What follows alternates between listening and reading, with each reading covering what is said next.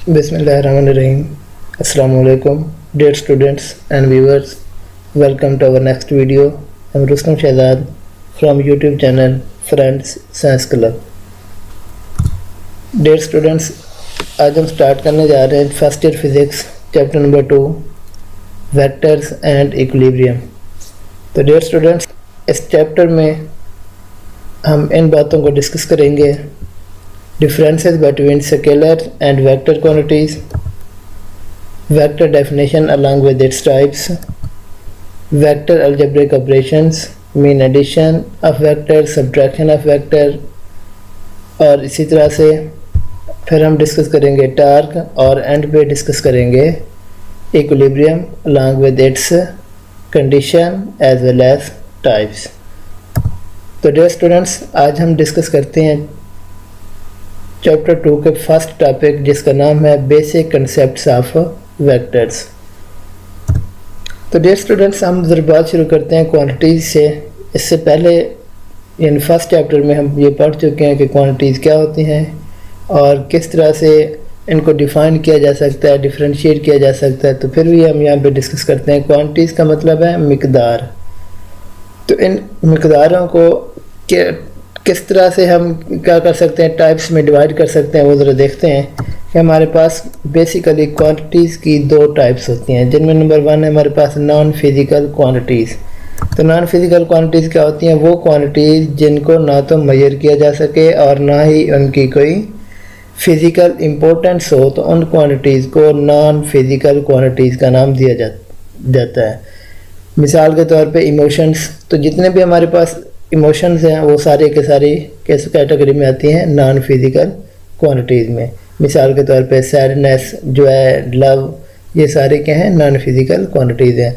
और अगर हम फिज़िक्स की बात करें तो एनर्शिया एक ऐसी क्वांटिटी है जो कि नॉन फिज़िकल क्वांटिटी है। और नंबर 2 हमारे पास है फिज़िकल क्वांटिटीज़। तो फिज़िकल क्वांटिटीज़ क्या होती हैं? वो तमाम क्वांटिटीज़ जिनको मेजर भी किया जा सके और इनकी फ़िज़िकल सिग्निफिकेंस भी हो, तो उन क्वांटिटीज़ को हम फिज़िकल क्वांटिटीज़ का नाम देते हैं। मिसाल के तौर पे मास, लेंथ, टाइम, मोमेंटम और वेलोसिटी एंड एक्सेट्रा। और इसके बाद फिज़िकल और नॉन फिज़िकल को अगर देखें, फिज़िकल क्वांटिटीज़ की बात करें तो फिज़िकल में हमारे पास फर्दर डिवीजन आ जाती है कि इसमें स्केलर और वेक्टर क्वांटिटीज़ में। तो स्केलर क्वांटिटीज़ क्या होती हैं? वो क्वांटिटीज़ जिनकी सिर्फ मैग्नीट्यूड ही काफ़ी हो, किसके लिए? उनकी कंप्लीट रिप्रेजेंटेशन के लिए। तो हम कहते हैं scalar quantities the quantities which have magnitude only are called scalar quantities. तो मैग्नीट्यूड होगी स्केलर क्वांटिटीज की, लेकिन डायरेक्शन नहीं होगी। और इनके एग्जांपल में डिस्टेंस और स्पीड। और इस तरह से अगर वेक्टर की बात करें तो वेक्टर क्या होते हैं? The quantities which have magnitude and direction for their complete explanation are called vectors। तो वेक्टर की मैग्नीट्यूड भी होगी और साथ के साथ वेक्टर की डायरेक्शन भी होगी। और इसकी टाइप्स में हमारे पास आ जाते हैं velocity, displacement, force and etcetera.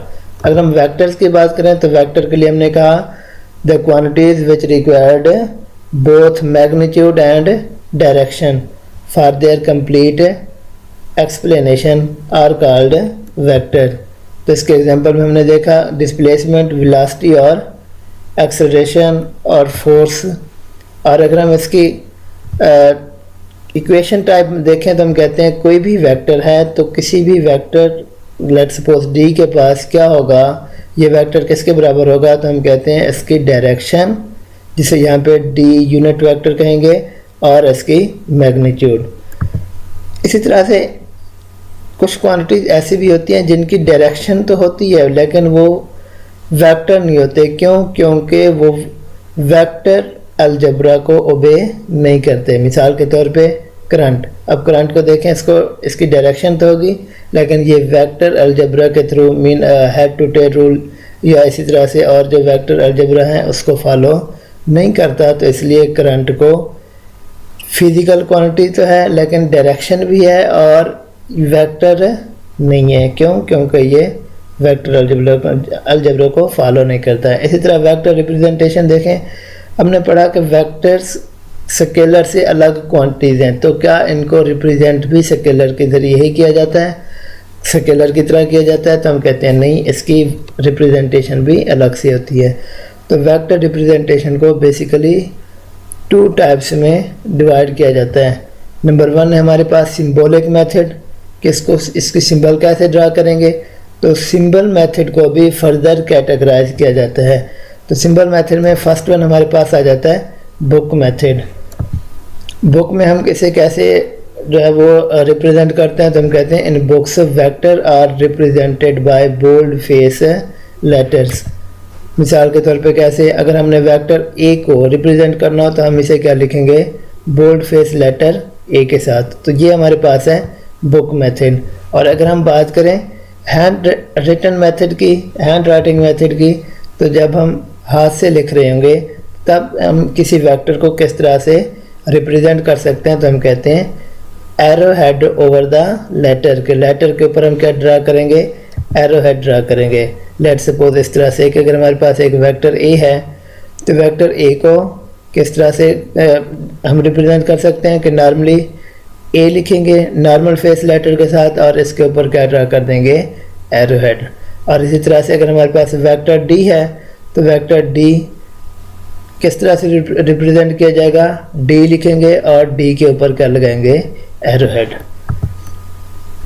हाँ, अगर हमने वेक्टर की मैग्नीट्यूड को डिनोट करना हो, रिप्रेजेंट करना हो, तो फिर हम कैसे करते हैं, वेक्टर की मैग्नीट्यूड को नॉर्मल फेस लेटर या मॉड के थ्रू क्या किया जाता है, रिप्रेजेंट किया जाता है। मिसाल के तौर पे वेक्टर ए की मैग्नीट्यूड को किस तरह से लिख सकते हैं, नॉर्मल फेस ए या ए के दोनों तरफ हम क्या करते हैं, परपेंडिकुलर लाइन ड्रा कर देते हैं, तो इसे हम बोलते हैं मॉड। और ये किस चीज़ को डिनोट करेगा, मैग्नीट्यूड ऑफ वेक्टर ए को। इसी तरह नंबर 2 हमारे पास आ जाता है ग्राफिकल मेथड। तो ग्राफिकली अगर हमने किसी वेक्टर को रिप्रेजेंट करना हो तो हम क्या करेंगे, एक line segment with arrow head क्या कर सकते हैं, रिप्रेजेंट कर सकते हैं। और लाइन सेगमेंट की length according to chosen scale होगी जो कि मैग्नीट्यूड ऑफ वेक्टर को रिस्पॉन्स करेगी। मिसाल के तौर पे अगर हमारे पास ये एक रेक्टेंगुलर कोऑर्डिनेट है जिसकी हम एक्सप्लेनेशन बाद में करते हैं, तो इसमें हम किस तरह से ग्राफिकली वेक्टर को रिप्रेजेंट करते हैं, तो हम कहते हैं लेट सपोज ये हमारे पास एक वेक्टर ए है और इस वेक्टर ए की ये जो लाइन सेगमेंट है ये डिनोट करेगी किसको, मैग्नीट्यूड ऑफ ए को, और यहाँ पे क्या है, एक एरो हेड। अगर हम इसके पार्ट्स देखें इस वेक्टर के, तो हम कहते हैं इनिशियल पॉइंट जहाँ से वेक्टर क्या हो रहा है, स्टार्ट हो रहा है, फाइनल पॉइंट जहाँ पे वेक्टर एंड हो रहा है, और इसी तरह से एरो हेड क्या करेगा, direction of vector A denote करेगा, और इसके बाद लाइन सेगमेंट जो कि क्या करेगा, मैग्नीट्यूड ऑफ वेक्टर ए को रिप्रेजेंट करेगा, और इसके बाद अलॉन्ग एक्स एक्सिस इसकी डायरेक्शन जिसे हम थीटा कह सकते हैं। और अब स्केल की बात करें तो हम कहते हैं स्केल को easy to draw on the page होना चाहिए और इजी टू अंडरस्टैंड होना चाहिए। तो ये हमारे पास वेक्टर की ग्राफिकल रिप्रेजेंटेशन मेथड।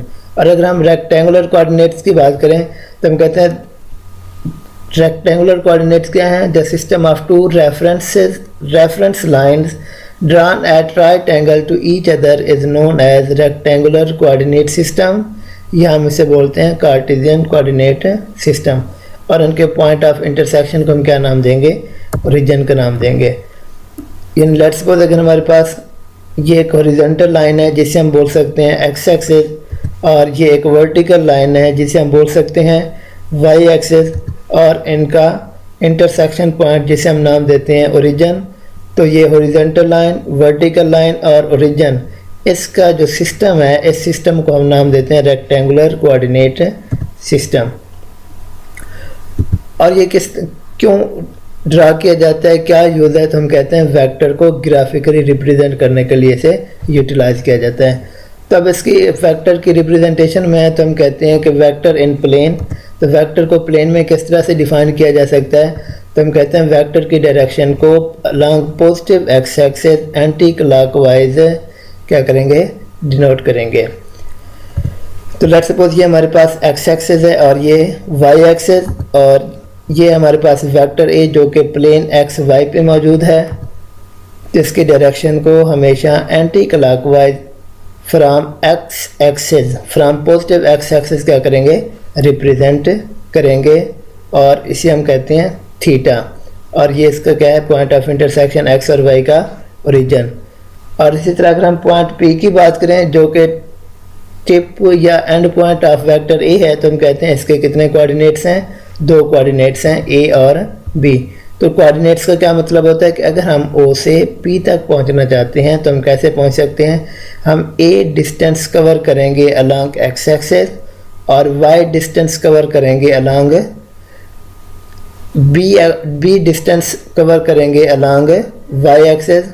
तो इस तरह से हम कहाँ तक पहुंच सकते हैं, पॉइंट पी तक। तो इस तरह हम कहते हैं कि पॉइंट पी के कितने कोऑर्डिनेट्स होते हैं, 2, ए और बी। इसी तरह वेक्टर को स्पेस में अगर रिप्रेजेंट करना हो या ड्रा करना हो तो फिर हम क्या कहते हैं कि वेक्टर की स्पेस में रिप्रेजेंटेशन के लिए एक्स और वाई एक्सेस के साथ एक थर्ड कोऑर्डिनेट्स आ जाता है जिसे हम नाम देते हैं जेड एक्सेस, जो कि एक्स और वाई दोनों के परपेंडिकुलर होगा।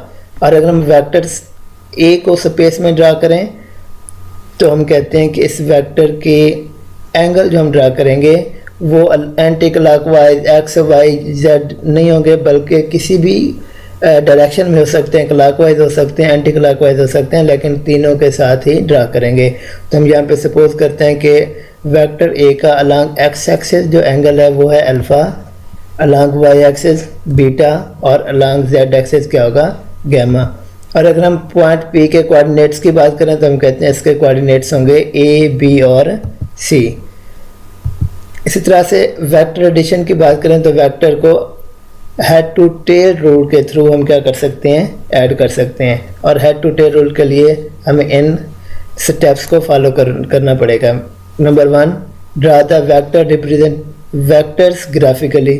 पहले स्टेप में हम क्या करेंगे, वेक्टर को ग्राफिकली ड्रा करेंगे। तुम सपोज करते हैं कि हमारे पास 2 वेक्टर्स हैं ए और बी, और दूसरे स्टेप में क्या करते हैं, coincide the head of vector a with the tail of vector b, यानी पहले वेक्टर के हेड को दूसरे वेक्टर की टेल के साथ क्या करेंगे, कोइंसाइड करेंगे।